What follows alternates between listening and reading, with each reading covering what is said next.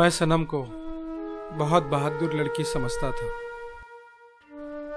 मैं नहीं समझता था कि वो सुसाइड करेंगी। मैं तो अपनी एक बेटी को खो चुका हूँ। सच कह रहे हैं आप। जब अपना बेटा ही ऐसा है तो क्या कर सकते हम।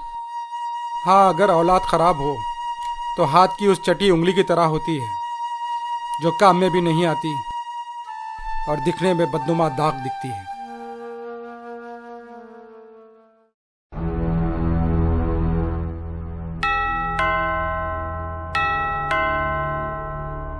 पता नहीं कौन आया, मैं देख के आता हूँ।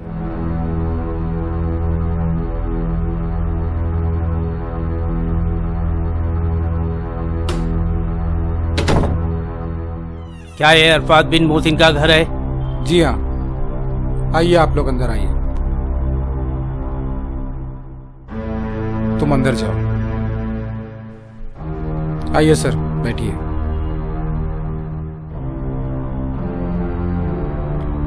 मैं जानता था कि आप लोग जरूर आएंगे। आपको कैसे पता लगा कि मैं आने वाला हूं? पुलिस स्टेशन से पता चला या फिर होम मिनिस्टर ने आपको इत्तला दी?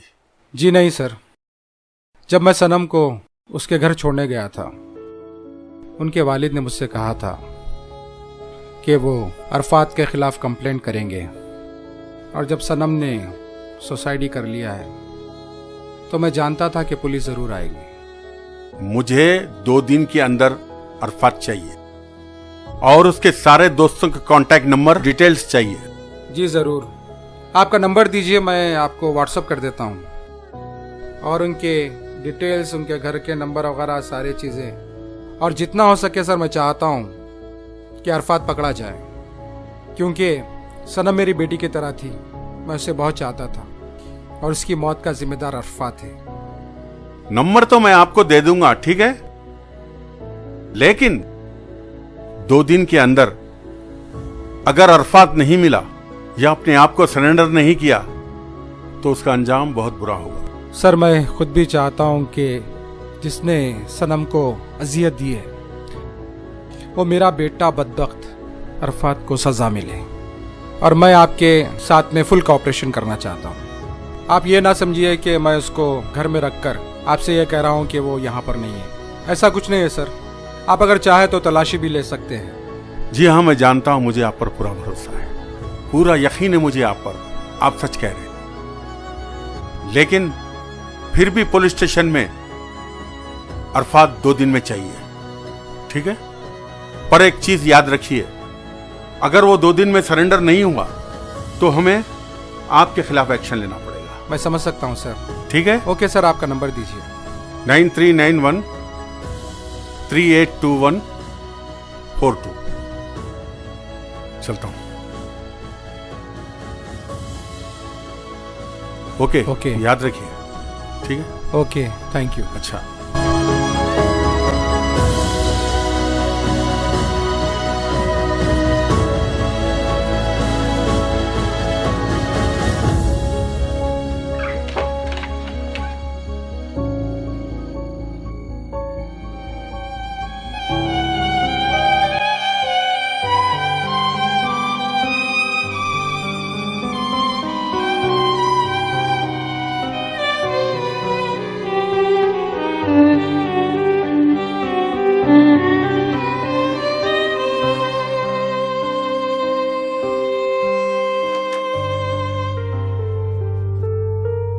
सनम, सनम जी। मेरे लिए एक चाय लेके आओ। जी अभी लाई।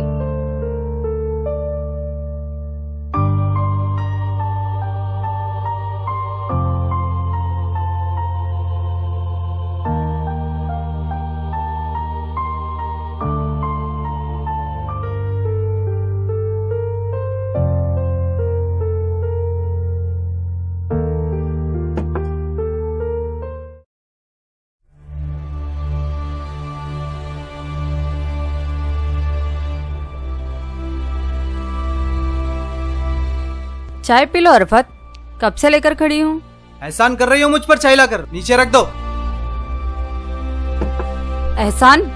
ये तुम क्या कह रहे हो अरफत? मैं भला तुम पर एहसान क्यों करने लगी? ये तो मेरा फर्ज है। तुम बाहर से थक कर आए हो, तुमने चाय मांगी और मैं लाकर दे दी। क्या बात है अरफत, किसी से बाहर झगड़ा हुआ है क्या? लड़ाई हो जाती अगर मैं मेरे गुस्से पे काबू न करता। या तो मैं उसे मार देता या वो मुझे मार देता। तुम किसकी बात कर रहे हो अरफत? जाते वक्त तुम्हें सब कुछ बता कर गया था, फिर क्यों अनजान बन रही हो? इसमें अनजान बनने वाली क्या बात है अरफत? तुम तो मुझे बस इतना बता कर गए थे कि मैं अनवर से मिलने जा रहा हूँ, किसी कारोबार को साथ मिलकर करना है और तुम्हें 2 लाख की जरूरत है। हाँ तो क्या हुआ? तुमने अपने अब्बू से बात की? कब दे रहे हो रकम? मैंने अब्बू से नहीं, अम्मी से बात की थी इस बारे में। उनसे कहा था कि अरफत बहुत परेशान है, अरफत को 2 लाख की जरूरत है, अब्बू से कहकर दिलवा दो ना। तो माँ ने कहा, बेटी तेरे अब्बू ही बहुत परेशान है, महंगाई हद से ज्यादा बढ़ गई है, सुबह से लेकर रात तक रोजाना 2-4 हजार ही कमाना बहुत मुश्किल हो रहा है। बस बस, मैंने तुम्हें यहाँ तुम्हारा भाषण सुनने नहीं बुलाया। पैसों का बंदोबस्त हुआ या नहीं? हाँ या ना में जवाब देना। नहीं, इस वक्त मेरे अब्बू की कंडीशन ऐसी नहीं है कि वो हमारी मदद कर सके। हाँ तो ठीक है, अपना सामान पैक करो और यहाँ से चली जाओ। जब मेरे पास पैसे आएंगे तो मैं तुम्हें बुला लूंगा। मेरी भी पोजीशन ऐसी नहीं है कि मैं तुम्हें पाल सकूं। शादी क्या गुड़ागुड़ी का खेल है अरफत? जब तुम कहोगे मैके चली जाओ और जब तुम कहोगे ससुराल आ जाओ। नेवा, अब मैं तुम्हारा कहना हरगिज नहीं मानूंगी और इस घर से गया तो सिर्फ मेरा जनाजा ही जाएगा। जनाजा उठाना है तो तेरे घर से उठा, वहाँ मरेगी तो तेरे माँ बाप फंसेंगे, यहाँ मरेगी तो मैं फंसूंगा। समझी तू? कितने अच्छे ख्याल है तुम्हारे अपनी बीवी के बारे में।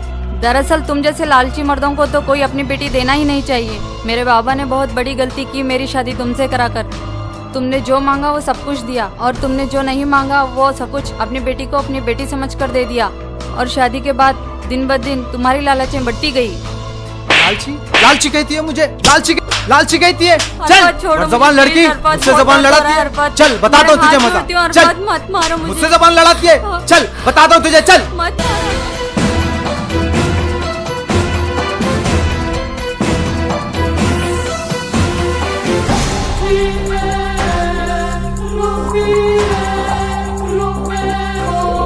चल चल चल, तुझे बताता हूँ। मत मारो, चल, अरफत, अरे से प्लीज। बड़जबानी करती है। चल बताता हूँ तुझे। चल चल, बड़जबान लड़की, चल अरफत, छोड़ो चल। मुझे प्लीज प्लीज। चल तुझे बताता हूँ। अरफत क्या आज हुआ तुझे बेटा? बता कर रहा हूँ। चल तुम्हारे से? चल, हटो माँ, अरे मेरी बात हटो माँ। आप तो रहने ही दीजिए। ये झूठ मूठ के नाटक करने की जरूरत नहीं है। ये हो रहा है सिर्फ आप लोगों की वजह से हो रहा है। वो लड़की के 4 पैसे आप लोगों पे खर्च कर दी, आप लोग उसी के गुन गाने लग गए हैं। ये तो सिर्फ उसके ही इर्द गिर्द घूमते रहते हैं जैसे कि बिन पेंदे का लोटा। पेंदे का लोटा कहती है। अरफत, चल अरफत, चल, छोड़ो बताता हूँ मुझे, तुझे। चल छोड़ो मुझे अरफत। अरफत, सुनो बेटा, आप हटो माँ। मेरी। रुको बेटा, नहीं बेटा, हट नहीं जाओ माँ, ऐसा। हटो। अरफत, पहले ही उसे तूने मार मार के लाल पीली कर दिया। अगर पुलिस केस हो गया तो पुलिस तुझे लेके चली जाएगी ना बेटा, तो मैं क्या करूँ? मुझे पुलिस केस से कोई फर्क नहीं पड़ता माँ। है बेटा, तू समझ। अरफत, तू समझ रहा नहीं बेटा, मुझे बहुत डर लग रहा। तुझे जो भी करना है सोच समझ के कर बेटा। मुझे पुलिस से डर नहीं लगता माँ, लेकिन तुम इसकी तरफदारी करोगी तो मुझसे बुरा कोई नहीं होगा। नहीं बेटा, तू समझ। अरफत,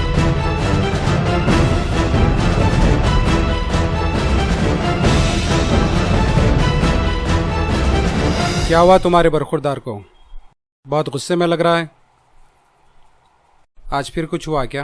होगा क्या, वही रोज का। उसका मुंह चलता, इसका हाथ चलता, मार मार के लाल पीली कर दिया। अगर ऐसी चलता रहा ना, तुम्हारा बेटा हवालात में होगा। अब गया कहाँ वो? जाएगा कहाँ? वही 4 दोस्त या वो दुबई वाली, और कहाँ जाएगा? अस्सलाम वालेकुम अम्मी, अस्सलाम वालेकुम अब्बू। आ गई कॉलेज से। वालेकुम अस्सलाम। और बेटा कैसा रहा कॉलेज? अल्हम्दुलिल्लाह अच्छा रहा। चलो फ्रेश अप हो जाओ, जी। खाना ना खा लो। जी अब्बू।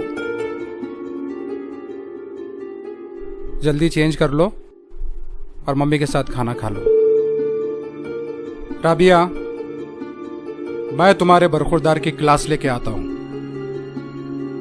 देखिए, जो भी बोल रहे आप सोच समझ के बोलिए। जवान खून है, मुंह पे आ गया तो क्या?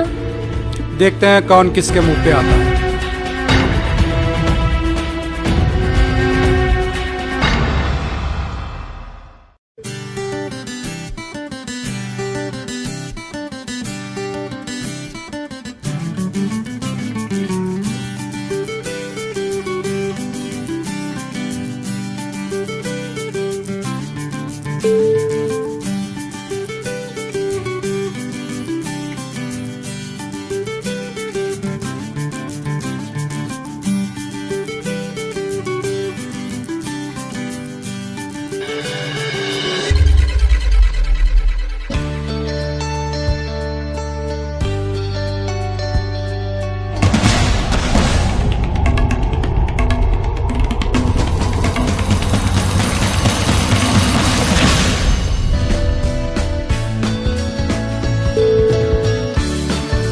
क्या हो रहा है ये?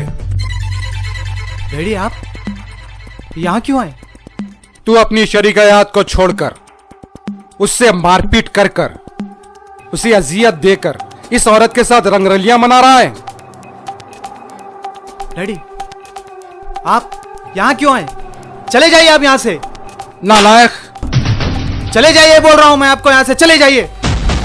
बदतमीज, इस औरत की खातिर अपने बाप की बेइज्जती कर रहा है। डैडी ये लीजिए कमरे की चाबी और सनम को उसके घर छोड़ कर आइए। क्यों? क्या गलती की उसने? क्या गुनाह किया उसने जो तू उसे छोड़ना चाहता है? बस मैं उसके साथ अब नहीं रह सकता। क्यों नहीं रह सकता? आखिर वजह तो जानूं मैं। आखिर उसने किया क्या है? क्या गलती है उसकी? बता मुझे। वो मेरे अब किसी काम की नहीं है। अच्छा, वो अब तेरे किसी काम की नहीं है। क्यों? किस लिए? ये मिल गई इसलिए? हाँ? तुझे शर्म नहीं आती? वो 3 महीने की प्रेग्नेंट है और उसके ऊपर इल्जाम लगा के उसे टॉर्चर कर रहा है, मारता है, पीटता है। ऐसी बदबख्त औलाद होने से पहले मर जाता तो अच्छा था। तू मेरा नाम बदनाम कर रहा है। कोई कारोबार में तूने तरक्की नहीं की, हर जगह फेलियर रहा है। बाप के पैसे से ऐश करता है, बीवी के पैसे से ऐश करके यहां रंगरलियां मना रहा है और इल्जाम उस लड़की पे देता है, बेकसूर लड़की पे। और उसकी हालत देख क्या हो चुकी है। और उसे मार मार कर तूने अधमरा कर दिया है। तुझे शर्म आनी चाहिए। अरफात, कम से कम अपनी होने वाली औलाद के ऊपर तो रहम खा। क्या कर रहा है तू? तू बाप बनने वाला है। हर कदम पे तू फेल होता है और इल्जाम तू उस पे थोपता है। वो लड़की के साथ 1 मिनट भी नहीं रह सकता। उसे उसके घर छोड़ कर आइए। ठीक है अरफात, मैं उसे तो उसके माँ बाप के पास छोड़ाऊंगा, लेकिन बहुत पछताएगा तू। जिंदगी में ऐसी लड़की तुझे मिलेंगी नहीं और मुझे ऐसी लड़कियों पे अफसोस होता है जो दूसरों का घर बर्बाद करती है। तेरी शादी हुई, उसके माँ बाप ने उनकी औकात से ज्यादा तुझे दिया तेरी खुशी के लिए, और तू अपने ऐशो आराम के लिए, रंगरलियां मनाने के लिए 1-2 लाख रुपए हमेशा मंगाते रहता है। जब वो लेके आती है पैसा तो वो अच्छी है, और जब वो नहीं लेके आती तो बुरी हो जाती है तेरी नजर में। अरे शर्म कर, शर्म कर, कुछ तो सोच आखिरत के बारे में। क्या समझता है तू? यही कि वो काली है, तुझे मैच नहीं करती, तुझे सूट नहीं है, और ये गोरी है इसलिए इसके पीछे पड़ा हुआ है। अरे अल्लाह ने गोरे और कालों को सबको बनाया है। बेटा सुधर जा, अगर अल्लाह की मार पड़ेगी ना कहीं का नहीं रहेगा तू, याद रख मेरी बात। जुल्म करता है उसके ऊपर, मारता है, तोड़ता है। शर्म नहीं आती हो तुझे? कौन सा काम किया है तूने जिंदगी में? कौन सा काम किया है? जितनी बार तूने मुझसे कहा, मैंने तुझे हमेशा पैसे दिए, ये बिजनेस करना है, वो करना है, हमेशा फेलियर रहा है तू। और तू तौमत उस पे लगाता है, सनम पे लगाता है कि उसके कदम से तू आगे नहीं बढ़ा है। अरे शर्म कर, ऐसी सोच रखने वाले जिंदगी में कभी आबाद नहीं होते। मुझे अफसोस होता है, अफसोस होता है मुझे। मेरी औलाद इतनी खराब निकली। मुझे जिंदगी भर मलाल रहेगा कि मैंने तेरी शादी सनम से करवाई। उस बच्ची की जिंदगी मैंने खराब कर दी। नालायक औलाद थी, मैं जानता था, ये समझता था कि तू सुधर जाएगा। अफसोस है मुझे अपने आप पर कि एक लड़की की जिंदगी मेरे बेटे की वजह से खराब हो गई। मुझे अफसोस है। और तुम, शर्म आनी चाहिए तुम्हें। एक औरत हो के एक औरत की जिंदगी खराब करती हो, शर्म आनी चाहिए। तुम जैसी औरतों से तो नफरत है मुझे। अंकल 1 मिनट, मैं आपसे वादा करती हूँ अरफात कभी मेरे घर नहीं आएगा। आप प्लीज सनम की जिंदगी बर्बाद होने से बचा लीजिए। अगर उसने मेरी वजह से कोई गलत कदम उठा लिया तो मैं उसकी गुनहगार बन जाऊंगी। इसलिए अरफात कभी आप मेरे घर नहीं आओगे। आप प्लीज चले जाइए। जरीना, छोड़ दीजिए। मैंने कहा ना आपके पापा के साथ चले जाइए। जाइए वापस।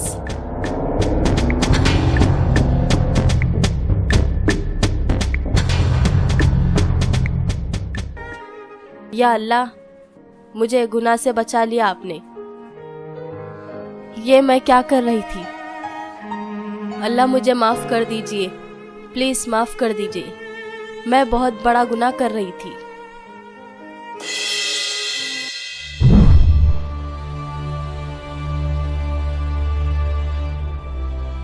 तेरे अब्बू को फोन मिलाती हूँ। जी अम्मी।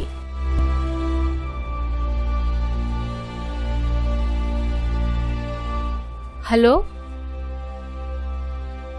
हेलो, आवाज ही नहीं आ रही। एक बार और मिलाओ।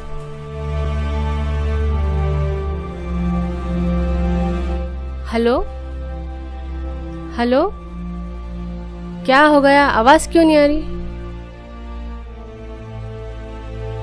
कितनी रात हो गई, तेरे अब्बू का पता अभी तक नहीं है। 12 बज रहे अम्मी। क्या आवाज जी, आपका बेटा नहीं है आपके साथ? आप अरफात को लेके नहीं आए? अब वो नहीं आएगा, वो हमसे बहुत दूर जा चुका है। ये समझ लो कि वो मर चुका है हमारे लिए। ऐसा मत कहिए, अपना इकलौता एक बेटा है वो। हाँ, वो हमारा इकलौता एक बेटा है, लेकिन वो अपनी जिंदगी जीने के लिए गलत रास्ते पे चल पड़ा है। और मैं नहीं चाहता कि सनम की जिंदगी उसकी वजह से खराब हो। दूसरों की बेटी के लिए आप अपने बेटे की तोहमत लगा रहे हैं। भाव बेटी पराई नहीं होती, वो हमारे घर की इज्जत होती है। और तुम्हारे बेटे पे मैं तोहमत नहीं लगा रहा हूँ, उसके कारनामे मैं देख के आ रहा हूँ अपनी आंखों से, और उसकी बदज़बानी बर्दाश्त की है मैंने। और मैं नहीं चाहता कि सनम की जिंदगी बर्बाद हो। मैं उसे उसके माँ बाप के पास छोड़ना चाहता हूँ। हाँ, आप बिल्कुल ठीक कह रहे हैं। रोज रोज के झगड़ों से तंग आ चुकी हूँ मैं। 2-4 महीने के लिए इसके माँ बाप को छोड़ कर आ जाऊँ, ताकि जब दोनों एक दूसरे से दूर रहेंगे तो उनके अकल ठिकाने आ जाएंगे। सही कह रही हो। चाबी लाए आप? हाँ, चाबी है मेरे पास।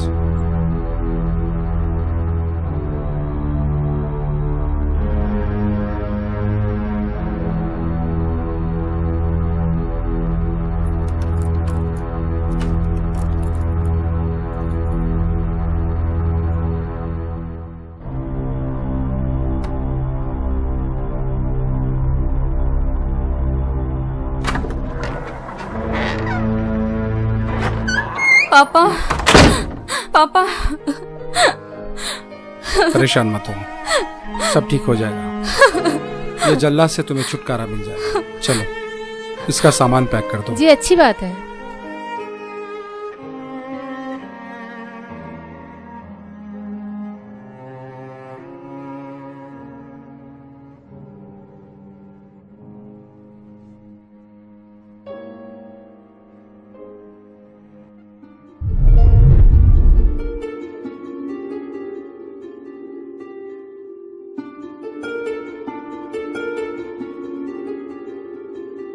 सुनिए ना थोड़ा सा। कहिए कहिए, जब से आप कोशिश कर रही हैं कुछ कहने की, बताइए ना क्या बोलना चाह रही हैं आप? मैं वो कह रही थी कि आपकी अरफात के पापा से बात हो गई? जब से उन्हीं को फोन कर रहा हूँ, बार बार लगा रहा हूँ, पता नहीं कभी नेटवर्क का पता नहीं चल रहा है, कभी फोन नहीं लग रहा है, कभी वो फोन नहीं उठा रहे हैं, पता नहीं क्यों नहीं लग रहा है। एक बार फिर फोन लगाइए ना। ठीक है, अभी लगाया।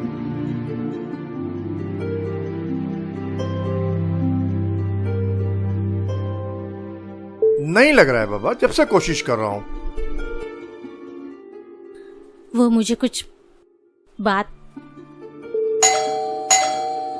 बेटे अनस, जरा देखो कौन है।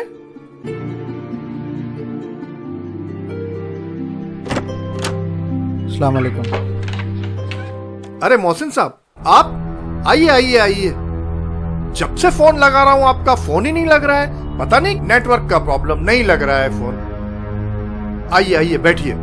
बेटी तुम? अरे बेटी, कैसे है तू? तेरी तबीयत तो ठीक है ना?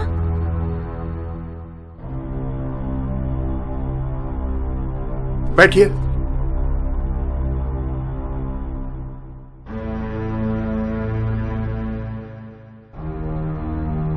क्या हुआ बेटी?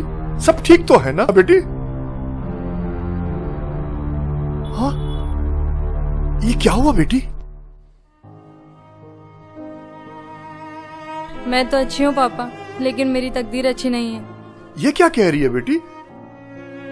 तू तो बहुत तकदीर वाली है। तू जब पैदा हुई थी ना, मैं एक मामूली सा जर्रा था।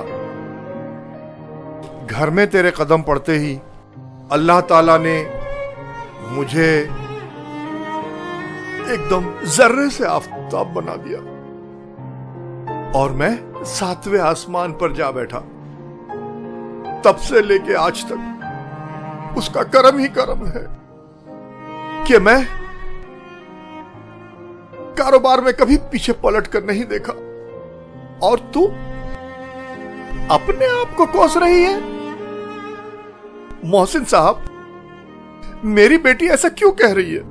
अरफात और सनम में किसी बात को लेकर लड़ाई हुई है क्या? वो तो रोज ही होती है बाबा, कोई नई बात नहीं है। बस बाबा, अब जिंदगी से जी भर गया है। मैं उनसे लड़ते लड़ते थक चुकी हूँ बाबा, अब और बर्दाश्त नहीं होता मुझसे। अल्लाह ने मुझे अच्छे माँ बाप दिए, अच्छा भाई दिया और अच्छे ससुर दिए वालिद के रूप में, लेकिन अच्छा शौहर नहीं दिया। खैर, यही मेरा नसीब था शायद। मुझे आप लोगों से कोई शिकायत नहीं है पापा, शिकायत है तो सिर्फ अपने नसीब से।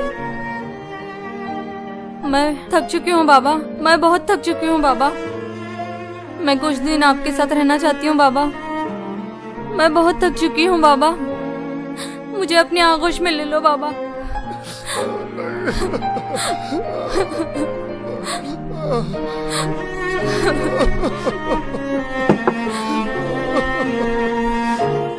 बेटी, ले पानी पी।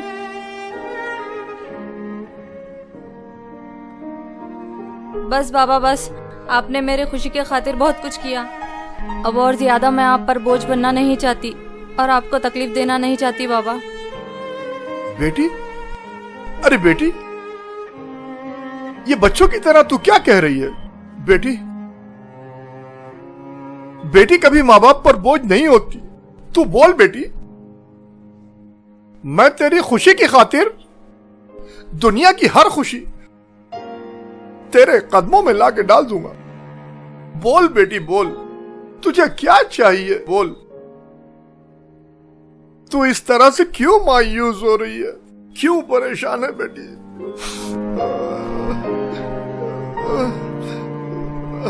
कितनी बेरहमी से मारा मेरी बच्ची को। भाई साहब, ये क्या हाल बना के लाए मेरी फूल जैसी बेटी का। सॉरी भाभी, सॉरी अरशद साहब, मैं आप लोगों का गुनहगार हूं। मेरा बेटा बहुत ही नालायक हो चुका है, वो गलत रास्ते पे चल पड़ा है, वो गुमराह हो चुका है। भाभी, मैं आप लोगों का गुनहगार हूं। आपको जो भी सजा देनी है मुझे दीजिए। नहीं, जो गुनहगार है सजा उसी को मिलेगी। हाँ, सनम ने फोन पे मुझे बताया था, कह रहा था कि अरफात आपके बहन के बेटे के साथ सनम का चक्कर है। ये दोनों मिलकर एक दूसरे से प्यार करते हैं और सबकी आंखों में धूल झोंक रहे हैं। ऐसा शक कर करके इसे मारता रहता है। क्या अरफात मेरी बेटी को मार रहा है? इस पे झूठा इल्जाम लगा रहा है?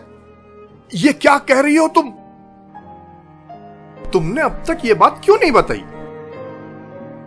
मैं बताने ही वाली थी, लेकिन हर बार सनम ने कसम देकर मुझे रोका है।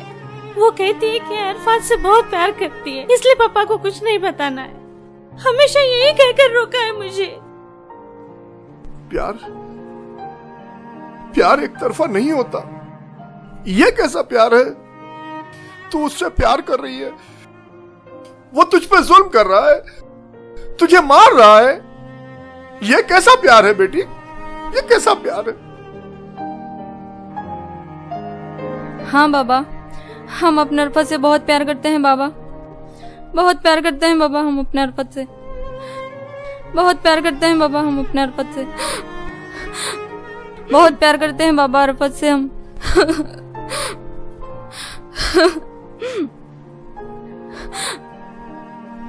मोहसिन साहब, मैं आपके बेटे के खिलाफ पुलिस में कंप्लेंट करवाऊंगा और उसे अरेस्ट करवाऊंगा।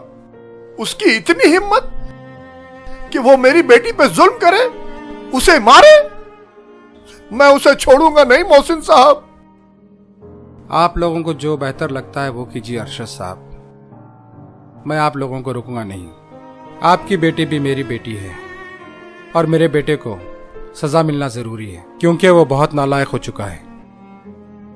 आपको जो ठीक समझे वो कीजिए, मुझे इजाजत दीजिए।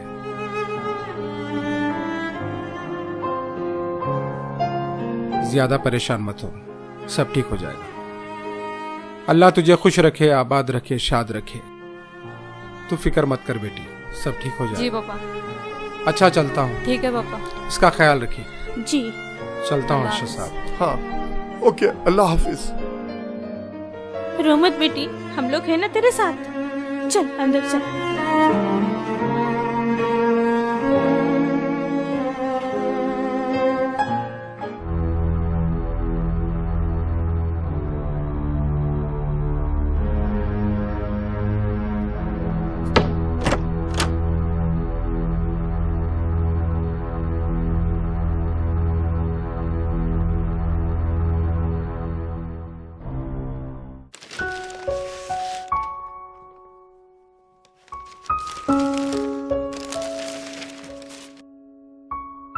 अनस, जरा पानी लाना।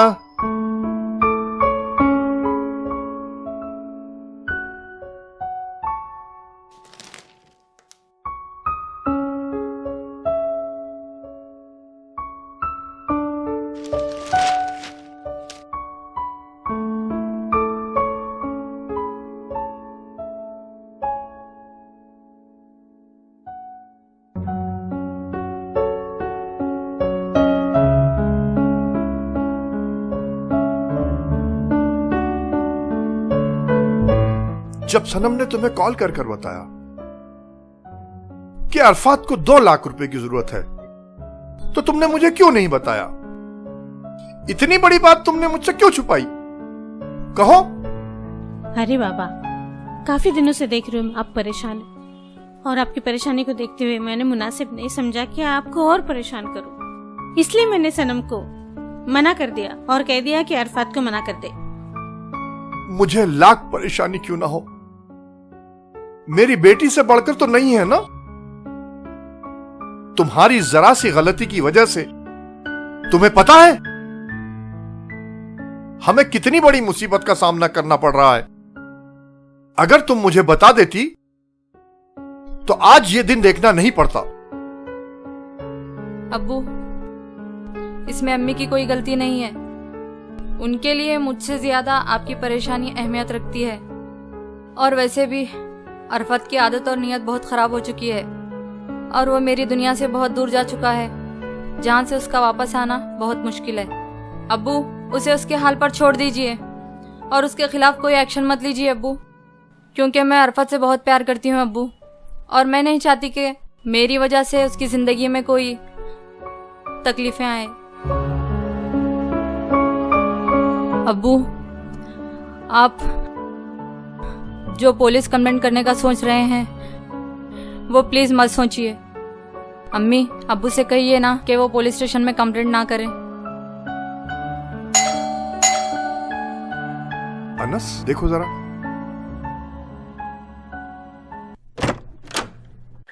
Police uncle. बेटी घबरा मत। क्या मैं अंदर आ सकता हूँ? अरे मोइन। हाँ अरशद, चल अंदर। कैसे हो यार? फाइन। काफी जमाने के बाद। हाँ?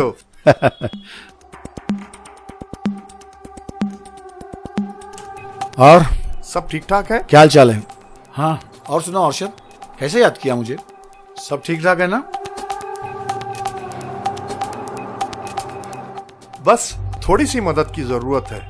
दरअसल मेरी बेटी सनम का प्रॉब्लम चल रहा है। उसका शौहर अरफात रात दिन उसे मार रहा है, उस पर जुल्म कर रहा है। मैं चाहता हूं कि उसके खिलाफ एक्शन लिया जाए। तो क्या अरफात के खिलाफ आपको एक्शन लेना है? बिल्कुल बिल्कुल सही कहा। करना कुछ नहीं है अरशद। अरफात 4 दिन अगर हवालात में रहेगा ना तो उसकी अकल ठिकाने आ जाएगी।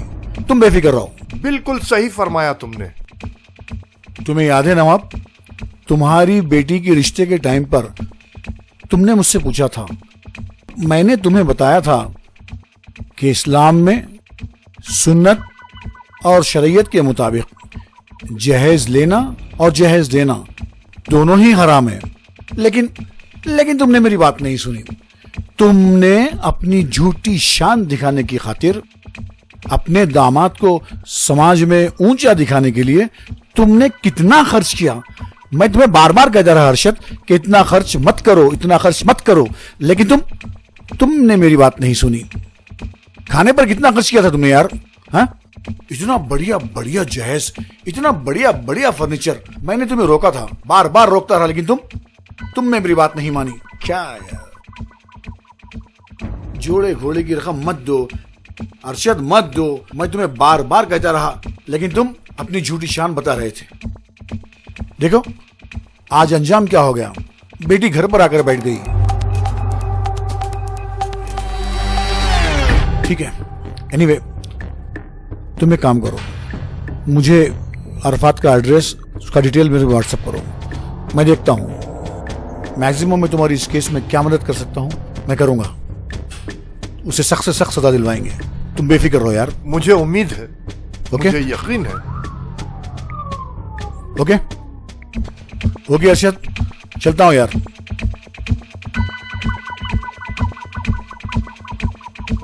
Don't worry, bye, take care.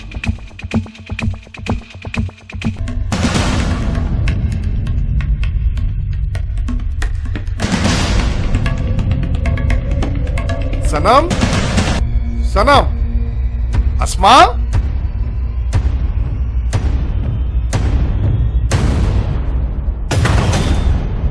क्या हुआ जी? सनम कहाँ है? हो गया अपने भाई के कमरे में। बुलाओ ना। सनम, बुलाओ से। सनम, बेटा सनम, कहाँ चली गई? अंदर अनस सो रहा है, लेकिन सनम दिख नहीं रही है। वो कमरे में नहीं है। फिर कहाँ गई? पता नहीं। हाँ, कहाँ गई? पता नहीं। चलो जरा अड़ोस पड़ोस नीचे चलकर देखते हैं। चलिए चलिए देखते हैं।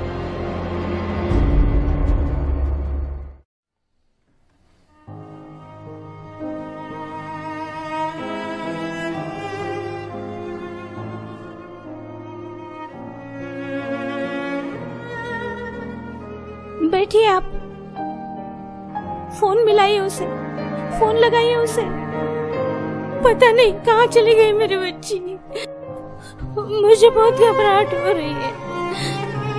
पता नहीं कहाँ गई। अभी तक तो घर के अंदर ही थी। कहीं पुलिस से डर कर भाग तो नहीं गई? प्लीज आप फोन लगाइए ना।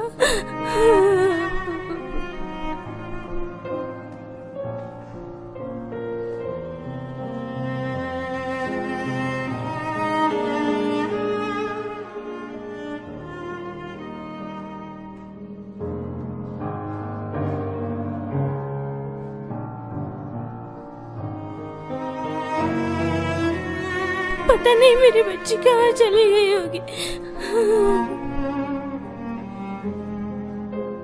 सनम का फोन क्यों नहीं लग रहा? हाँ, सनम का फोन क्यों नहीं लग रहा?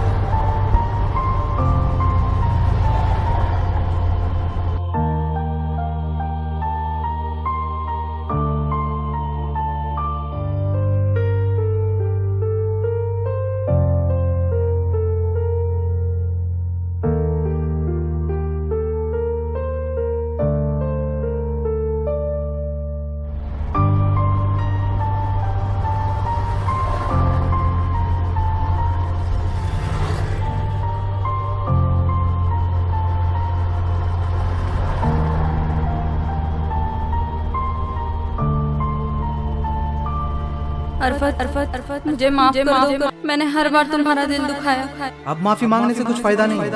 मैं तुम्हें भूल चुका हूँ और अपनी नई दुनिया बसाने का मैं फैसला कर चुका हूँ। अब तुम मेरी जिंदगी में आने की दोबारा कोशिश भी मत करना। बस आखिरी बार तुम मुझे माफ कर दो, मैं सुकून से अपने आप को मौत के हवाले कर दूंगी। अच्छा, तो तुम मुझे अब डराने के लिए फोन किया? तुम मुझे बच्चा समझ रही हो? नहीं अरफत नहीं, हमारी शादी को 3 साल हो गए, लेकिन तुमने मुझे समझा ही नहीं। अब तो मैंने तुमसे और अपने घर वालों से बहुत दूर जाने का फैसला कर लिया है। मैंने तुमसे माफी मांगने के लिए फोन किया था। अगर मुझसे कोई गलती हुई तो मुझे माफ कर देना। मरने के बाद मेरी रूह तुम्हारे घर के इर्द गिर्द ही फिरती रहेगी। मरना है तो मर जा, लेकिन तेरे मौत के पीछे मेरा हाथ नहीं है। सबको बता के मर। मैंने चिट्ठी लिख दी है अरफत। मेरी मौत के जिम्मेदार ना तो अरफत है ना ही उसके घर वाले। मैं अपनी मौत की जिम्मेदार खुद हूँ। अरफत, मरने से पहले तुम्हें एक आखिरी बात कहना चाहती हूँ कि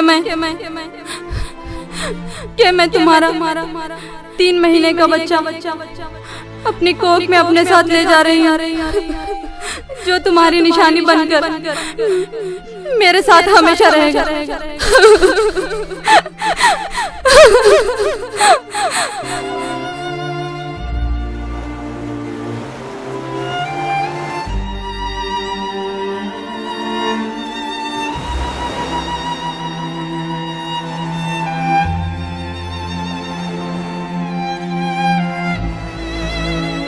जनाजा उठाना है तो तेरे घर से उठा।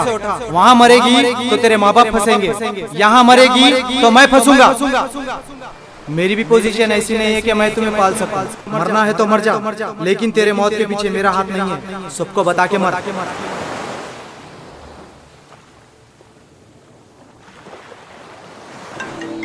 अरे देखो, सनम का कॉल आया है। बेटी सनम, कहाँ है तू? किधर है बेटा? देखो माँ, मैं आप सबसे बहुत दूर जाने के लिए निकल चुकी हूँ पापा। मैं आप पे बोझ नहीं बनना चाहती अब्बू। ये तू क्या कह रही है बेटी? हमें छोड़कर कहाँ जा रही है बेटी? हाँ अब्बू, और अरफत पे भी बोझ बनना नहीं चाहती अब्बू। इसलिए मैंने खुदकुशी करने का फैसला कर लिया है अब्बू। मैं थक चुकी हूँ। नहीं बेटी, अगर तूने खुदकुशी कर ली तो अल्लाह की नजर में हम गुनहगार हो जाएंगे। अल्लाह हमें कभी माफ नहीं करेगा, कभी माफ नहीं करेगा बेटी। और आप लोग अरफत के खिलाफ कोई एक्शन मत लीजिए प्लीज। बस खून की नींद सोना चाहती हूँ। प्लीज घर आजा बेटी। आप लोग अपना ख्याल रखिए। मैं अरफत के खिलाफ कोई भी हो सके तो आप लोग मुझे माफ कर दीजिए। अल्लाह हाफिज अम्मी अब्बू।